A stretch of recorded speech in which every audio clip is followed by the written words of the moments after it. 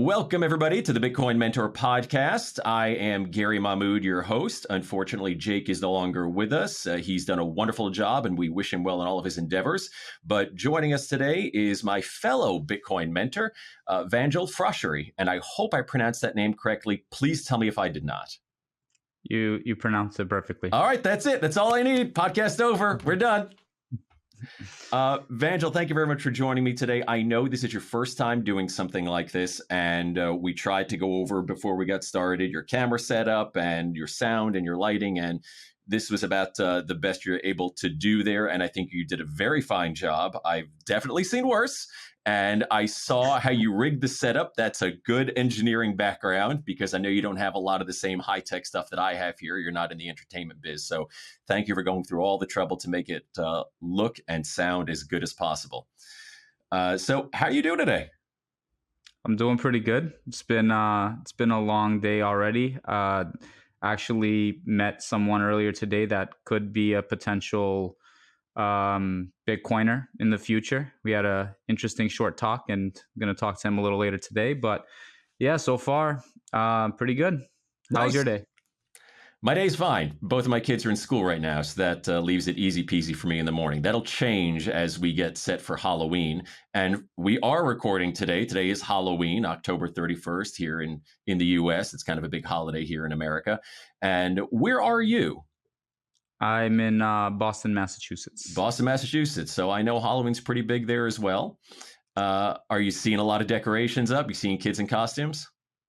Yeah, actually, I already seen I think it was a school just walking down. They had that like rope where all the kids hold on to. They were all in costumes, probably a little trip with their little buckets, trying to get some candy.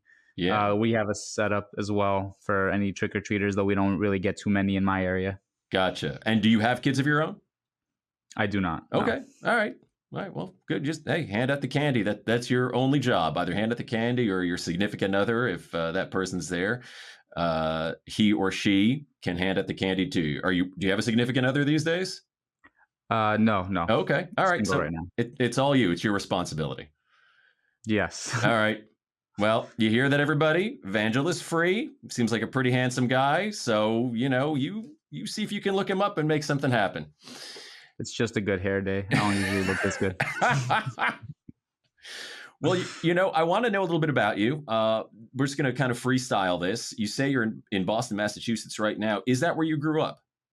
It is where I grew up. I moved around within East Boston to different locations, but East Boston has basically been home for since I was 3 years old. That's when me and my family moved to this country. Okay. And where's the family from? Albanian. Okay. All right. I couldn't tell. And that's just my ignorance of the last name. And you definitely don't have a Boston accent. So that was a little confusing for me when you said you'd been there since you were 3. I'm not a huge fan of the Boston accent, so I'm glad.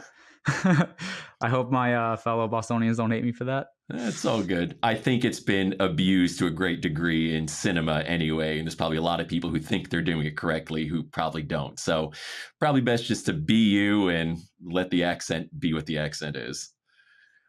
Well, so you grew up. What got you, before we get to the Bitcoin thing, can you tell me a little bit about your childhood, what it was like growing up in the Boston area, and, what you did in school? What were your interests?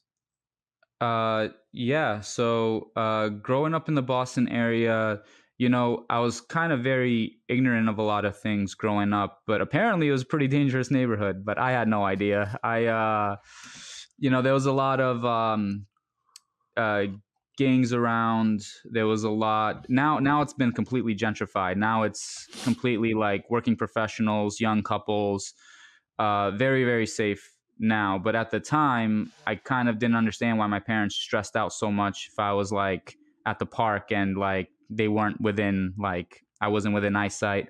But growing up was great. Made a lot of friends, childhood friends that I still have to this day, and we are still fairly close. Very blessed for that, because I think that a lot of people don't really have that close, like knit group of people that, they can rely on in, 20 plus year friendships, 20, actually at this point, probably close to 25. So, that was great. Going to school, I always found it. I found it a little difficult later in life, but when I was younger, my parents were very much about education. So, growing up, my mom gave me more homework than my teachers. We'll put it that way. So she'd before work she would do like 100 math problems on a piece of paper, depending on what level I was in. At first, it was like just addition, then it was subtraction, then it got more interesting as I got older. But hated it at the time. Thankful for it now, because I always felt like I was sort of ahead of the curve. Anything I was doing in school, I thought was just fairly easy, which was, in a way, there's a pro and a con to everything, right? So the pro was things were easy. The con was I never really had to struggle. So then later on in life, when you got to, I did engineering for my bachelor's, and when now problems were much harder and you didn't intuitively get something and you had to like struggle and get through it, then that was a big roadblock for you later, because while other kids maybe built the skills of having to persevere through things they didn't understand, um, it was very different. And obviously my parents were not obviously, but my parents weren't engineers. So it's not like I could go to someone that had the answer or could explain it to me and, give me a sheet of problems to get myself more acclimated to that. So, you know, um, but yeah, that was schooling. That was growing up. I played basketball. I was very active as a kid. Um, Me and my group of friends really tried to stay active through all sports, but basketball is what I played in high school for a little bit on JV, and yeah, I graduated from UMass Amherst with a bachelor's in computer engineering.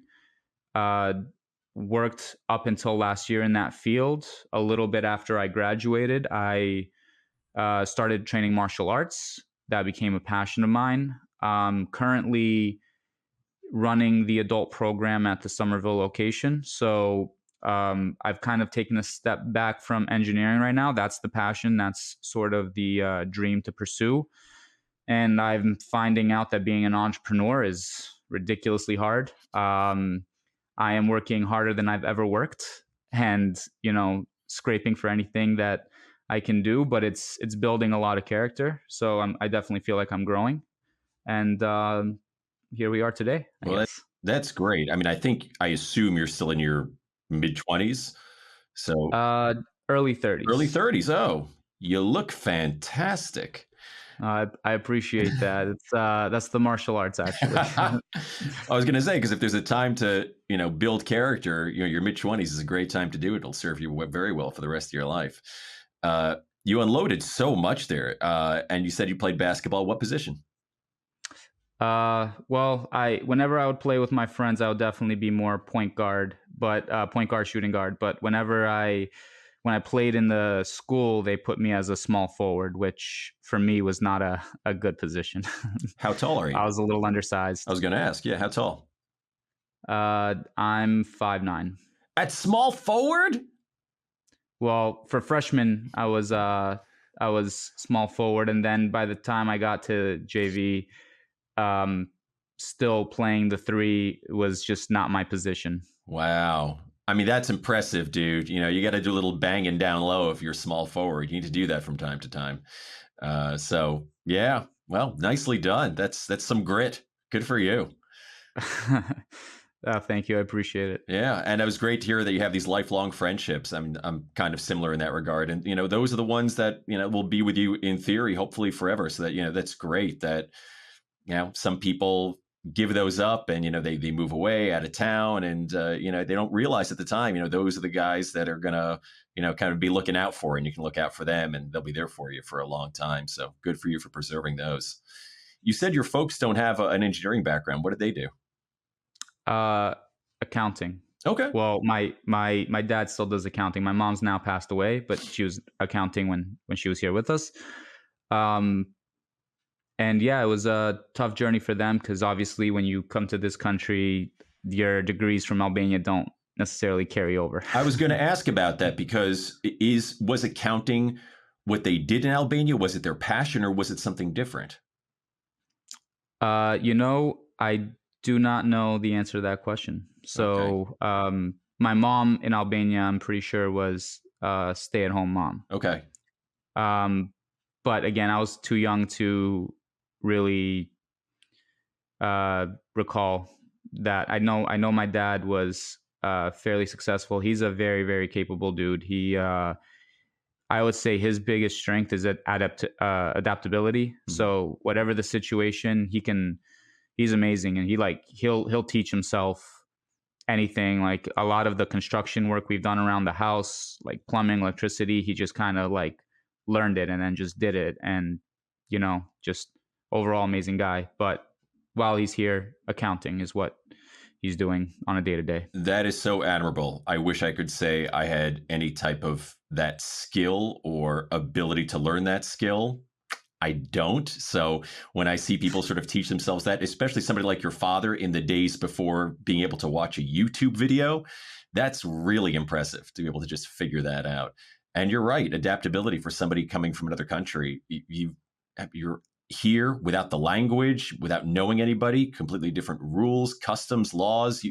You have to be able to adapt. I know my father did it coming from Egypt, so it's always very admirable, when immigrants come in and seeing how they do things. And I asked about if your folks had the accounting background because I'm sure you've heard stories of people with degrees in other fields in other countries where the degrees don't translate here. They're not, I guess, allowed by regulatory bodies, whether those are government regulatory bodies or you know uh, trade union regulatory bodies or whatever. You've heard, I'm sure you've heard stories of people who were doctors in their home countries and they come here Yeah, and they have to be taxi drivers, even though they know everything, but their piece of paper doesn't get by the American Medical Association. So tough luck.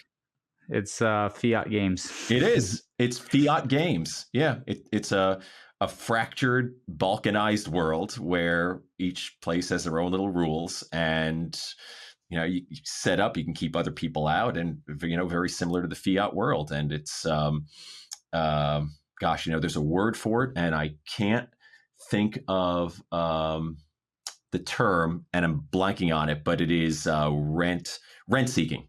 Rent seeking. Yeah. Yeah. So, all right. Well, you had that background. What got you interested in Bitcoin? So that was a very interesting story. So the first time I heard about Bitcoin was actually in 2013. This is when a classmate of mine, his name is Igor. I still remember this conversation. So Igor, if you're watching this, I should have looked more into it when you mentioned this the first time. He mentioned Bitcoin to me and said it's like this internet money and all this. And me, without even really looking into it, was thinking with like software engineering, I'm like, well, you can just create a bunch out of nowhere. Like I can write a program right now, create some internet money, and then like change the supply and all this. And he's like, no, with this one you can't do that. And I'm like, what do you mean you can't do that? And I just didn't really look into it, just ignorance. So I was just like kind of wrote it off. And then my sister, she is 2 years younger than me, so she finished a degree in finance, and she started to invest early. Now she invested in Bitcoin before I did, and I remember like Bitcoin had gone up to 20K. This was like 2017, Hmm. and I remember being like, well, damn, she's making all this money doing this, and like granted, she also wasn't like a Bitcoiner, just kind of like number go up technology type of deal. And on the crash down, when she's like, "Oh, I should have sold when it was 20,000," all this, on the crash down around $11,000 is when I first bought it. And again, I only bought it because I'm like, well, it's down this crazy amount. It's probably going to go back up. So let me buy some of this thing. And then I bought some at 11,000, and then about like a week later or something, it dropped down to like 9,000, and I was like, okay, so bought I guess a little more. And when I was training, there was a friend of mine, Mike, a close friend now, met him at the school. he was talking to another student, and he said something along the lines of like, if your Bitcoin is on Coinbase, you don't really own it. And uh, I was thinking to myself, well, I have Bitcoin, it's on Coinbase. like, what are you guys talking about? And he ended up telling me like, oh, I can teach you. He was basically trying to do Bitcoin Mentor before Bitcoin Mentor, trying to get you acclimated, but also teaching you about money and silver and gold, because he was into all of that. And he offered to teach me. And at first I was like, nah, I don't need to know this. And a few months later, I decided to take him up on it. And he ended up teaching me a little bit about the background of money, like the properties of money, things of that nature, things that I've never really questioned, and just kind of took for granted. Like, oh, what's money? Oh, it's the dollar bill. What do you mean? What's money? Like, so had no concept of the term fiat currency or what that meant. And then he helped me get set up, got my first wallet, transferred my coins from Coinbase to self custody. And then from that point forward, I just started looking more into money, looking more into Bitcoin, and then down that rabbit hole and still talking to him about it. It was great to have a friend that kind of was down that same path and you could have these conversations with. One of the biggest appeals to Bitcoin Mentor was connecting with more Bitcoiners, because as you probably know, even the conversations we have sometimes on the spaces, you just can't have that conversation with the general public. They will have no idea what you're talking about, or they'll be a listener, but not really a, kind of have a back and forth conversation with. So that's kind of how my Bitcoin journey started, and then down the rabbit hole, and here we are today. So what would you say? I mean, I understand you heard about it from a friend and it was interesting to you. Was there something that appealed to you about Bitcoin from a technical perspective or a philosophical perspective, or was it just, oh, this is number go up, it's an easy way for me to make money, or some combination of all three, or maybe something different? Well, that's the number go up is why I got invested in it in the first place. And if I wasn't invested in it, if I had heard that same conversation, I might not have acted on it. Mm-hmm. So I'm very hopeful. I feel like most people get in for number go up technology. My mindset was get more dollars, sure, right? Which is very different from now. But actually, once I started having that conversation and learning a little bit about money and central banking, then it became more a philosophical driver, like kind of seeing the I don't know if evil is the right word for it, but that's kind of how I feel about the whole situation. You're basically principally controlling the system, and you're not necessarily adding value to society, but you're extracting a percentage of everything society creates and lining your own pockets, while at the same time forcing people into using the system that you own, because you must pay taxes in it. You can point the political gun and the laws around it. And I forget the name of the person who I'm quoting, and I'm probably going to butcher the quote too, but it's like when criminals have the justice system, plunder becomes law, mm-hmm. something along those lines. Yeah. I'm forgetting the exact quote. I know the quote and I don't know it exactly and I forget who said it, but yes, I'm with you. Right. So, and I just kind of view it in that sense. And what's kind of crazy is when I first started to understand this and understand that hey, you want to be, and at the time I was also, at the same time I kind of became a Bitcoiner, I also became a gold bug. So investing in both of those asset classes, I remember trying to you have this, you find something out and you wonder, did everyone already know about this? How did I just not, how am I finding out about this when I was 25 years old or 26 years old? I forgot how it was. I'm like, did everyone else know and just not say anything? And I was just remember trying to talk to my friends about it and just bring it up hey, explain hey, this is what's going on. And you would think that everyone would jump on board and be yeah, this is crazy. Just learn about this. And figure it out and try to start investing and wanting to ape into this thing, or at least sound money in general. And it's crazy how most people just either don't want to hear it, or just don't have the time for it, or um, don't care. It was actually kind of like, to me, it just made no sense to me. I was like everyone needs to know about this. I got to tell everyone. And, started trying to orange pill everyone that I could. Successfully with some, unsuccessfully with most. Um, so definitely the philosophical side of things is what really keeps me going. One of my favorite Bitcoiners to listen to is Robert Breedlove. I love he's changed my paradigm on so many levels. Like there was a point in time, like there's a few others that have done the same. Alex Gladstein was one. Just I thought I understood the problem, and then he brought in that worldview to a little bit of a higher level. And select others, not to take away from anyone else, but Breedlove was definitely one of the Bitcoiners that, like, when I thought I had understood Bitcoin, like, okay, like nothing's going to surprise me. And then just a different way of looking at things, and just like epiphany. So that was big for me. Did you start listening to him with his 9-part Sailor series? No, actually, the first encounter I have of Breedlove was on Pompliano's podcast, where he did the open letter to Ray Dalio. I don't Oh, know if you've seen that. I Um, have not. Now I have to.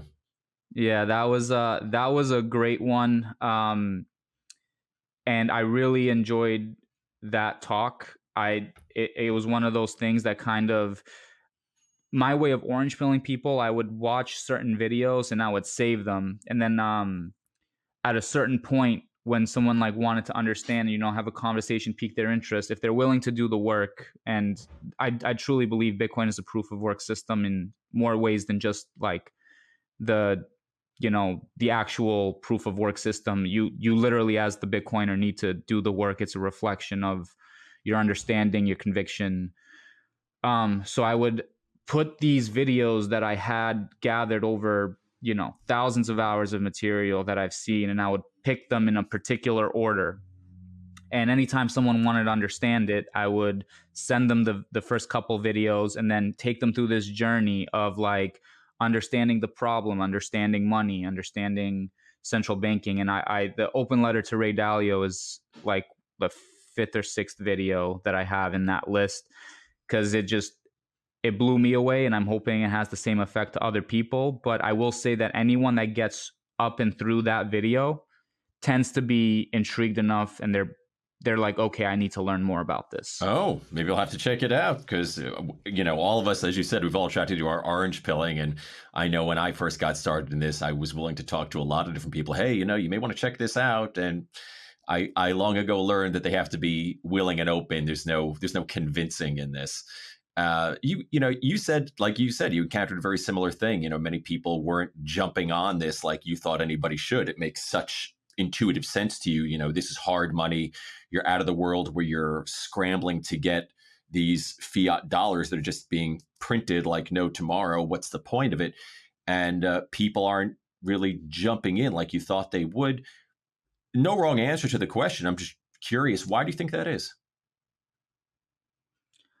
Um, I would say probably a combination of things.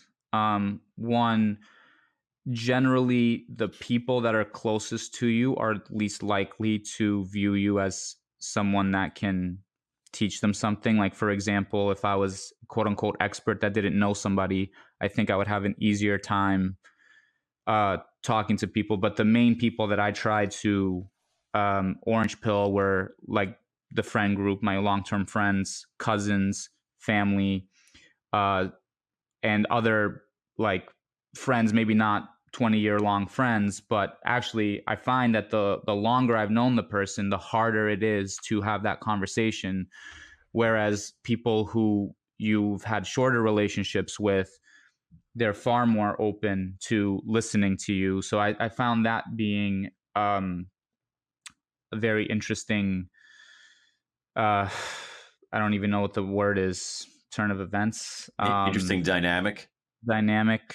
Yeah. Your 20-year buddies are And like, I'm not gonna listen to Vangjel. He doesn't know what he's talking about. Like, oh, you yeah, meet he somebody in does. 5 minutes. You seem smart. I'll check out Yeah. what you have to offer. It's like you don't have a degree in finance, and it's kind of like like you said earlier, it's just going through the hoops. You don't have that piece of paper. Um and also find that anyone that's in the finance world is much harder to have this conversation with, because they have a degree in something you don't have a degree in, and in a way they do know a lot more than I do about the system, but it's more on like the principles of money, which is what I like talking to people about, getting that aha moment, like asking that question, what is money, which, Hmm. Breedlove's podcast, um and going to that like root. In uh in in the martial arts school, we tend to say like you want to address the root of the problem. Mm. And to me, I find that that's the root. If you can understand the why, if you can understand why Bitcoin, what problem it solves, or present the problem and say, okay, what's your solution? Do you have a better solution? um Most people can are more open, like you mentioned earlier. They have to be open to it. Ultimately, it has to be a choice that the person makes themselves to go down this rabbit hole. And which brings me to the other thing I think is the biggest thing holding people back is you've done something for so long, you're so ingrained in a certain pattern, and you have all these talking heads, and you would think that if this was something so groundbreaking that, the system is so broken, you would have heard about it already in the news, or somebody would have told you, some expert or some talking head or some politician would be on the mainstream, and this would be everywhere if it was true, type of deal. Hmm. So it's like, who's this guy? He's trying to get me to buy into this Ponzi scheme, I guess. I'm not going to listen to him. So you have to fight, you know, an entire life of conditioning, using this dollar as a or fiat currency wherever you may be in the world, having to overcome that and shift someone's paradigm. Is you breaking someone out of the matrix is Yeah. tough. And so many people depend on the system. So many people get their paycheck from the system. And there's another quote that I'm going to butcher now, but I'm sure I you I know probably, which one. Yeah. you know the quote. It's to the degree of, when you make a living, when your paycheck requires you to not know something, you're going to make sure you don't know it. I butchered that entirely, Yeah. but do you know how it exactly I goes? uh it's so I think you probably are going to get closer than I am, but something along the lines of like, the hardest person to convince of a truth is the person whose livelihood depends on it, like, not being true, or not Yeah, knowing not not knowing knowing it. that Yeah. truth. All right. Or something along Well, those lines. we're a couple of guys who I guess occasionally sound like we know what we're talking about. We're going to have to look up those quotes afterwards, and we can put those in the show notes. So shame on us for not getting those exact. But if anybody wants to Yeah. jump in at any point and type something there on YouTube and correct us, they are more than welcome to. Don't trust, verify. So, Verify. yep, Right. folks, looking it up, look it up. You mentioned you do martial arts, and I've noticed it seems to be a recurring theme with a lot of Bitcoiners. I don't do it myself because that would be the end of me. My back would break, and I would be able to do nothing for the rest of my life. But my two kids, I've had them in jujitsu for quite some time. My kids are 6 and 8 years old, and I've always told them, listen, there are two things you're going to do. You're going to learn to swim. You're going to learn to defend yourself. Anything beyond that, that's all up to you. You want to go try soccer? We can try it. You don't like it? We can stop. You want to try rock climbing? You can try it. You don't like it? We can stop. So on and so forth. Why do you think it is that so many Bitcoiners are also involved in martial arts? And I say that maybe it's not, but at least the ones that I hear a lot, there seems to be a lot of overlap with Bitcoiners and martial arts. Do you have any idea why that might be? I've thought of that myself. And I have a few theories, and I can't speak to other martial arts. I do a school called Do, which is 8 traditional styles combined as one. And what I find is, and again, I don't know if other schools do this, but it's not just the movement, it's not just the self-defense, it's also the principles. So the principle of change, the principle of you can, if you're not growing, you're dying in a way. And challenging yourself before life challenges you, and so many more, which is why I think it's so good for kids. Who I was at 24 when I started, in terms of confidence, discipline, even taking on something like learning about Bitcoin, and because that didn't come overnight. I would spend 2 hours consistently every day for years looking at one video here, one video there. It's kind of that like consistency wins out in the end. So, but what I find with martial arts and Bitcoin in general is one or the other comes first, but there's so many principles that overlap that I think one will lead you to the other. So with Bitcoin, it's, low time preference. You're doing this for the long run. And the martial arts that I practice is a more of a holistic martial arts. So you train through form, and you mentioned your back. Actually, I had through weightlifting injured my back 3 times, and I had rolled my right ankle 6 times, to the point where the structure of my body was off. And growing up, I never really, every time I rolled my ankle, I was just like, all right, I'm just going to walk it off, and just limp for like 2 weeks. Never really got it checked out, never rehabbed it. Same thing with the back injuries. It's like, oh, this hurts, it's just going to heal on its own. So because we're dudes, and that's what dudes do. And so, yeah, but I was pretty broken up when I started. I thought I was fit. I thought I had a good condition because of aesthetics from, lifting, but not necessarily knowing what a good condition is. And it wasn't really until it healed my back and I kind of saw the long-term, like you mentioned, hey, you're surprising that I'm the age that I am.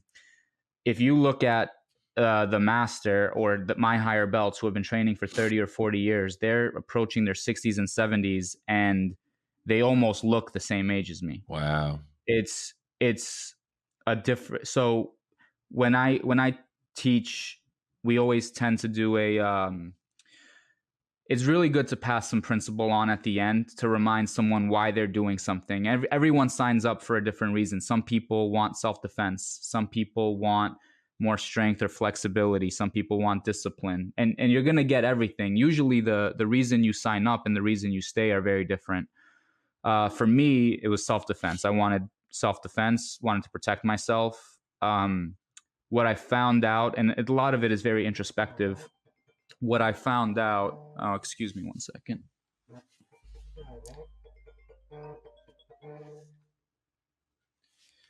Vangjel, I can't work under these conditions. Come on, man. I'm sorry. I, it ruined everything. Yeah. It ruined everything. Go in the corner and give me 10 hail Bitcoins, 10 hail Satoshis, so you can be forgiven. All right. I'll promise. I'll take care of that right after this podcast. But I kind of lost my train of thought there. No, you were talking about self-defense and how, the masters there are, in their 60s and 70s, but they still look great. Yeah. So for me, self-defense was my reason for signing up. I got that fairly quickly into my training. And I found out it's very introspective because meditation is a part of it. And what I came to realize is it wasn't necessarily self-defense that I was looking for. It was more confidence. It was more being comfortable with myself.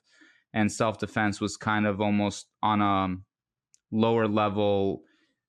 If you ever felt insecure or attacked, wanting to hit someone, which is not really a great place to be at, but you change over time. And what I find is that everyone that ended up training, by the time they went, for those that stuck through it from white belt to black belt, they were all healthier. And that's why I stayed. Once my back started healing, once I thought, at 24 years old, having to sit down and ache while you put your shoes on was just normal. It was just, oh, I guess I'm just getting older. For some reason, I thought this would happen when I was 40, not 24. But, and just realizing one day that, you don't have that pain. You can be standing up and lift your knee to your shoulder and just put your shoe on, and the quality of life changes. And seeing the people around me that had been doing it for so long, uh, that was motivating.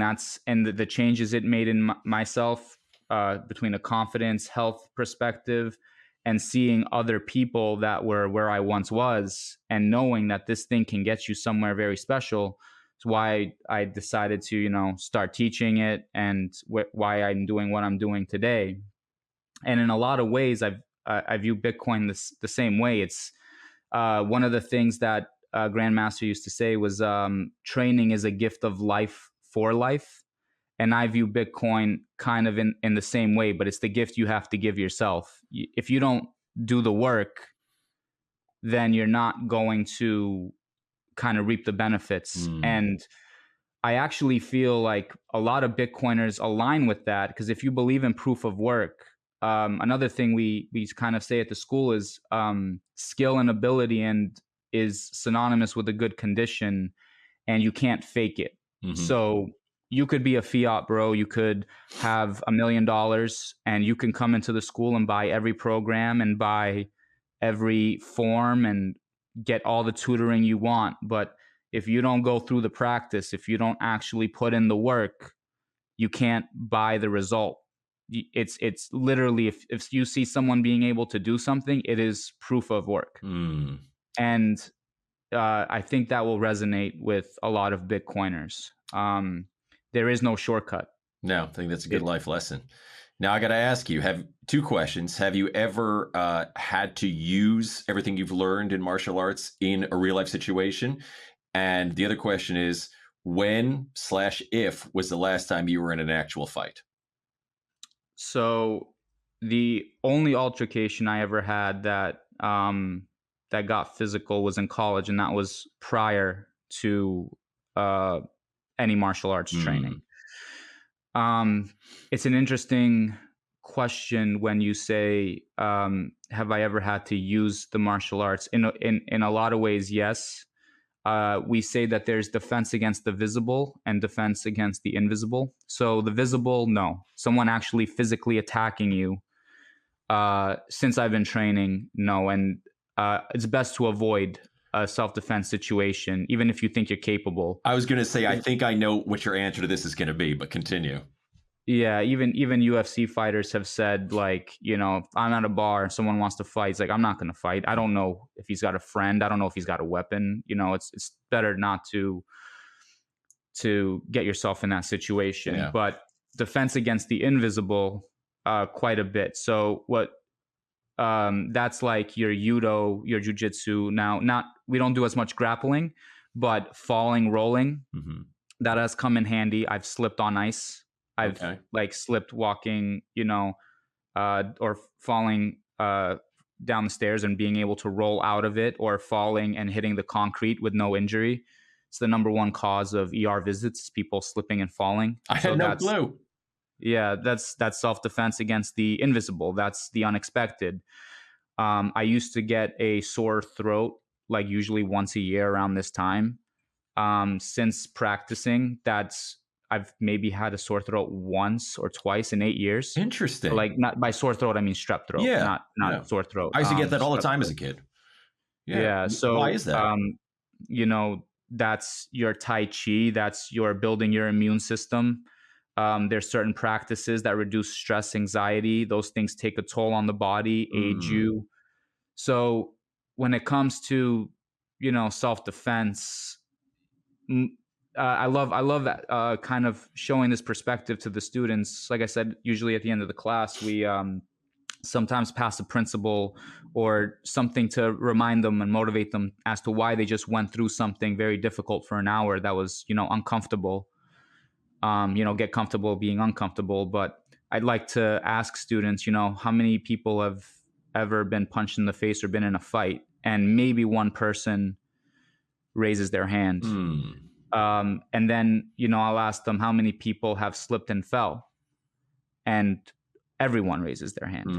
And then you ask them, who here, raise your hand if you think you're never going to slip and fall again between now and the day you die. And are you ready for that moment? Because maybe it prevents you from going to work.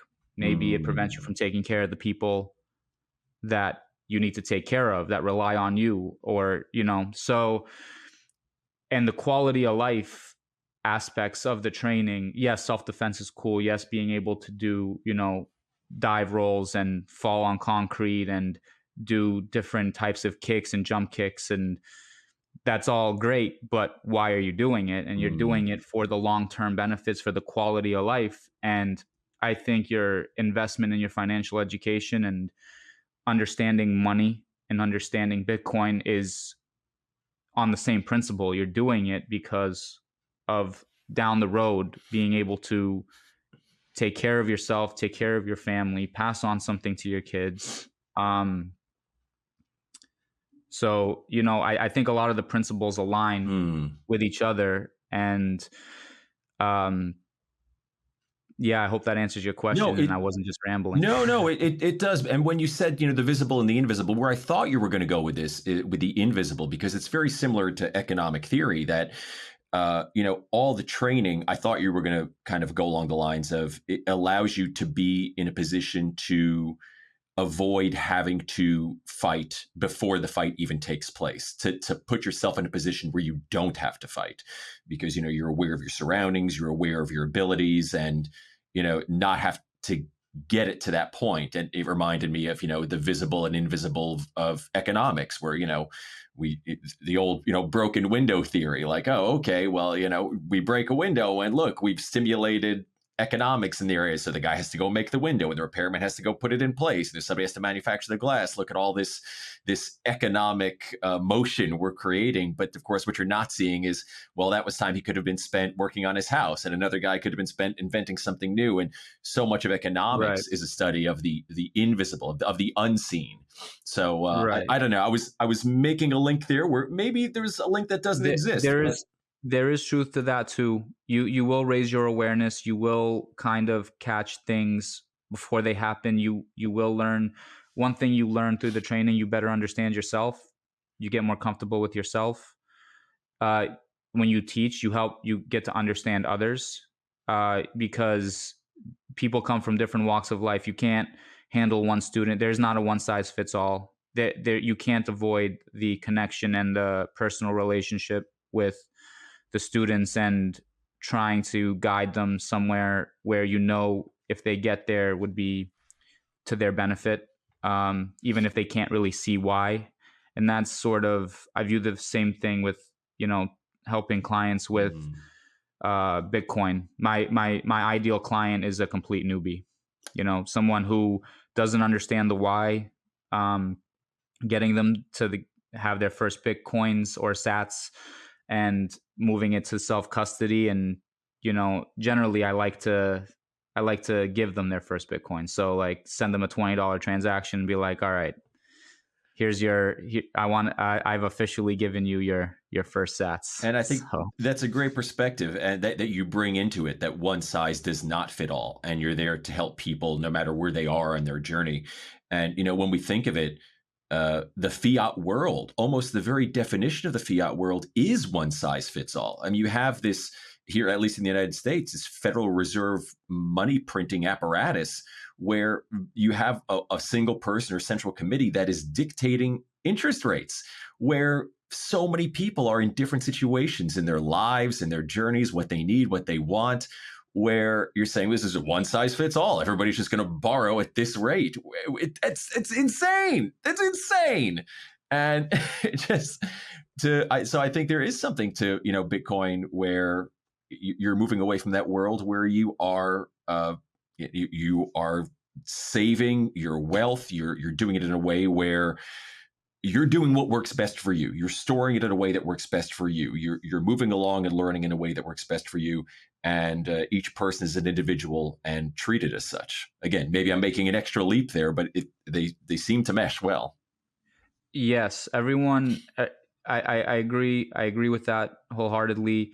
Um, I like to say that Bitcoin isn't, because some people, I've heard it been called a get rich quick scheme. And I view it more as a don't get poor slowly over time scheme. Exactly. Um, Vangel, and I tell people, if you're in this to try to get rich quick, you must be a way smarter person than I am, because I have not learned how to time this market. So if you think you can do it and you can succeed, more power to you. But I wouldn't do that. Sorry to interrupt. no, not at all. I agree. It's with Bitcoin, you really, I mean, some people, there's always the YouTubers that tell you that they can time it and join their whatever for whatever fee, and they'll tell you when the market's going to go up. But and maybe somebody will and can, but the vast majority of people are going to be completely wrong. It's if you go in on the principles and you just dollar cost average, put away a little bit of something, and give it a 4-year time frame, you're not going to be disappointed in the results. At least I believe. No one can predict the future, black swans, all that. But and as far as the one size fits all, I don't really, and I don't want to misinterpret what you were saying, but I don't think there'll ever be a case where there's different interest rates for different people or different because I also think that wouldn't be kind of fair. Like, oh, you have this much money,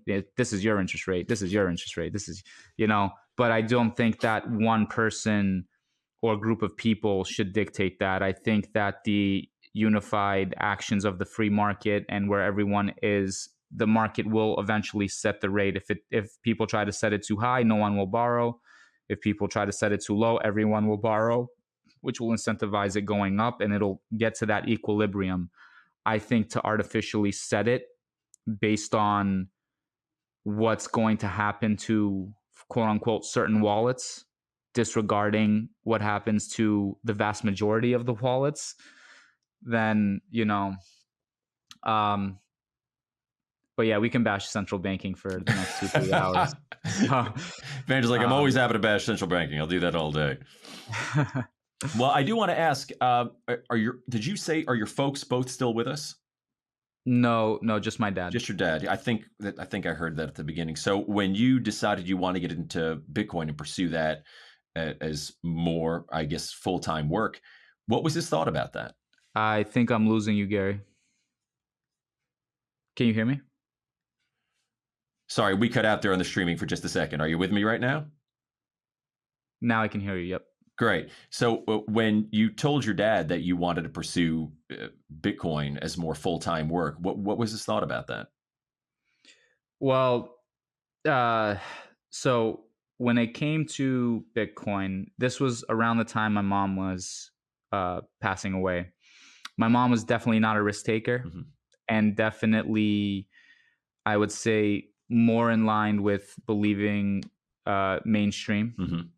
So um, she was passing away around the time I was getting into the Bitcoin market and really starting to learn this and understand this. And shortly after she passed is when I was really when I was passionately trying to get everyone that I knew yo, the train is gonna go off a cliff. You got to get on this. You got to get off. You got to get off at the stop. And my dad is one of the few people who uh listened to me right away. It was just more like with my dad, I was like, hey, let's let's sit down and watch this video real quick. And I would just play some of the videos in that playlist that I had mentioned. And my dad kind of understood it right away. He understood gold to some degree. And he was shocked when I told him, yeah, you could buy gold. He's like, no, you can't physically own the gold. I was like, no, yeah, you can. They'll deliver it. He's like, how do you get it? I'm like, they'll deliver it to your house. Go to And Costco. You're good. yeah, so he kind of understood that, and just going through that educational videos, Breedlove. We watched the Sailor series on Breedlove's podcast, and he's, like I said, he was very adaptable. That was his biggest strength, is the adaptability, like open-mindedness. And he's glad he listened to me, so we both got in the market. Close to, I got in before him, but he got in shortly after me. It took a little bit of time, but he got in. and then he's finding the same struggles that I'm finding, which is he sees this and he's trying to tell all his friends, and none of his friends want to like listen to him. And yeah, and it didn't go so well. Like my cousins, I have a very close relationship with them. I got them in and select other people. I've orange pilled probably, a good amount of people, but I have failed to orange pill the vast majority. My uncles, it was like pulling teeth, and they finally kind of got in the market, but they still don't kind of fully get it. But they got it maybe just so I would stop talking about it at Thanksgiving. So, it should be interesting this year. After the price action, who knows where we'll be? If we're at all time highs, should go well. They kind of get the spiel now, and as things are breaking down, I think the biggest teacher is pain. Yeah. So, and we've all been there. We've all made our mistakes. Yeah. So, they're seeing inflation, they're seeing their grocery bills go up. Every chance I get when, we're together and we just start talking about it, if it gets into the whole conversation, you just bring up the problems. Mm-hmm. And, then they start to think, what, maybe he's right. Maybe there's something to this. And it takes time, patience. But, yeah, so that's basically my parents' journey. My dad got on board. That's great. Fairly quick. And I'm happy for it because, like I mentioned, it's also good to have someone you can talk to. And Indeed. Growing up, I was very much always out, always with my friends. Didn't really have a close relationship with my parents and spend a lot of time with them, which I regret later in life because, spending more time with my dad and my mom, I could have, maybe gotten to the point I'm at now much faster, learning from them and becoming more like them. So, but now, through Bitcoin, I have a great relationship with my dad, and we're gonna both be at the Las Vegas Bitcoin conference. Oh, Got way some cool! tickets. So I'll get a chance to meet your dad. You get the chance to meet my dad. So he great. Loves all things Bitcoin right now. He believes in it as much as I do, if not more. So, looking forward to that. I'll be seeing you there. That's fantastic. Well, this has been great. We're coming up near an hour now, so we're going to try to wrap it up. But if there is one thing that you might offer to somebody else looking to get into making more of a steady living within the Bitcoin space beyond merely, buying or mining and hodling, is there any advice you'd give? I'm reluctant to give advice until I succeed in something and can be an example. I kind of don't want to lead someone and just talk theory and say, hey, you should do this. When, for me, I enjoy Bitcoin Mentor and having the opportunity to teach people and help them grow and be part of that community and spread the Bitcoin gospel, if you will, has been very fulfilling for me, let's say. I would say follow your dream. And if you find benefit from it and you want to share that with others, again, it's another principle. Grandmaster used to say learning and earning. First you learn and then you earn, and earning is helping others gain what you have gained. So for me, I can talk about my own personal experience, and like I said earlier, my passion is martial arts, and Bitcoin has allowed me, through the investment and the maintenance of my purchasing power from 7 years of software engineering, to be able to give my dream a shot. So there's maybe I'll succeed, maybe I'll fail, but it's given me the opportunity to spend my day-to-day doing this, and then combining that with Bitcoin Mentor and being able to talk to people about Bitcoin as well. I spend every day doing, if I got $1 million, or let's say 100 Bitcoins tomorrow, the next day I would be doing the same thing I'm doing now. But I bet a lot of people would quit their job, do this, do that, and the third. So then you're not already doing what it is that you know you want to be doing with your time. And that's the one thing that I think Bitcoin buys you, is the freedom to do with your time what it is that you want to do with your time and add value to society in the way you want to add value, your talents, who you are, what you have to offer. So, and by the way, when I saw the listing for Bitcoin Mentor, I literally did a double take. I was really scrolling through. Because at the time I was looking for another engineering job, Mm-hmm. and I was like, well, if I'm gonna do engineering, which I wasn't as passionate about as the martial arts, I always saw it as a means to an end. And I was like, all right, well, if I'm gonna do engineering, I'm gonna do it and try to work for a Bitcoin company. So I was looking at Swan, and I was looking at I forgot what there's like a Bitcoin job posting thing. Yeah, And I was bitcoinerjobs.com. Yeah, and I was like scrolling down. We and shouted you out, bitcoinerjobs.com. Make sure to give us some sats. Go on, sorry. Yeah, free advertising. Yeah, you were scrolling down and you saw it. So scrolling down, and I'm just looking at these different positions, and then I scroll through Bitcoin Mentor. I read it. I scroll down. I was like, wait a minute. I scroll back up. I'm like, this can't be a real thing. You want me to talk to people about everything I'm trying to do now? Yeah, like to do the thing I already do anyway.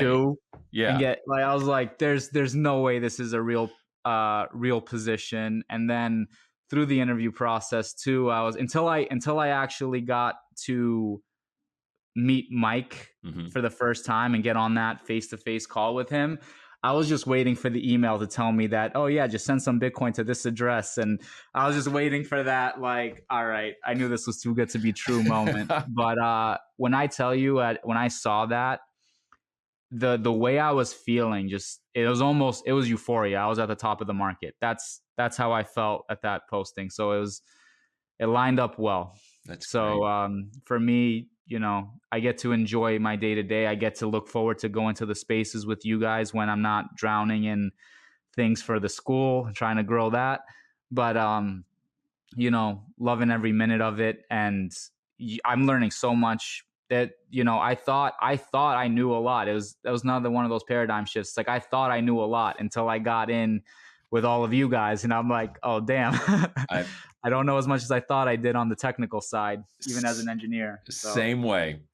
To my friends, I'm Gary the Bitcoin genius. Compared to everybody else at Bitcoin Mentor, I'm a dunce. So it's been wonderful for me to learn from you and everybody else. Who really we have a lot of great people here who really understand things, know what they're talking about, and are always eager to share. So yeah, and shout out to Ben and Mike too. If everyone should at least give them a follow, and there's a lot of great content that they put out all the time that just learn. It's the biggest bit of advice I have for anyone, regardless whether you do it through us or do it through anyone else or on your own. Kind of like you eat an elephant one bite at a time. If you try to figure out everything Bitcoin related, you're going to see it as this like mountain that you have to climb, as opposed to just watch a 20-minute video, watch 15-20 minutes every single day, and after 1 to 2 months you'll be surprised what you know. That's just good advice for life in general, man. Anyway, it's been great. Thank you so much for taking the time, Vangjel. And I look forward to seeing you and Pops in Las Vegas. And, yes. Hey, maybe we'll even be able to meet up at some point before then if the stars align. Yeah, hopefully. And thank you so much for your time. Thank you for doing this. And, I hope a lot of people got some value, got to know me a little bit better. You have some great talents interviewing. You're natural in front of the camera. So that's why I do it. I'm here for the ego stroking. So it worked out great for me. It's great. You did great, so man. Especially for your first time, just hanging out in front of the camera. See, wasn't that hard. It wasn't too bad. No, not too bad. I'll try not to cringe when I look back at it. All right, man. Have a good one. Yes. Appreciate your time. Take care. Take care.